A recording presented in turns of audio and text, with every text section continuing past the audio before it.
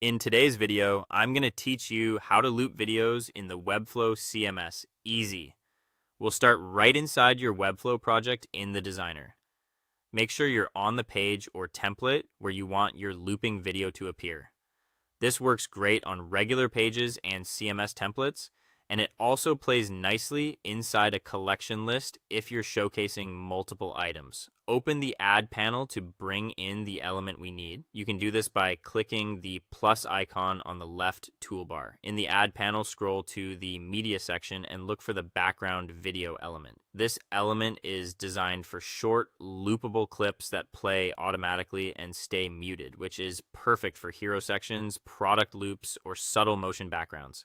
Click background video to add it to your canvas, then place it exactly where you want it in your layout. You can drag it into a section, a div block, or directly into a collection item if you're using the CMS. After placing it, you can style its size and position just like other elements.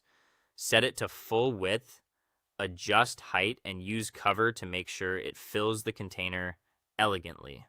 Next, open the element settings so we can control playback.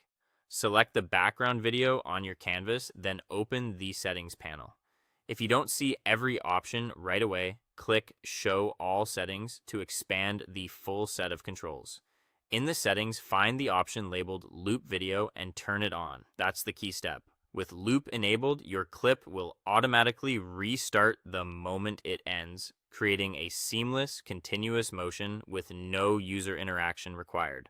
A few quick tips to make your loop look professional. Keep your background video short and lightweight so it loads fast. Think a few seconds, optimized for the web. Smooth loops work best when the first and last frames transition naturally, so consider trimming your clip to avoid a visible jump.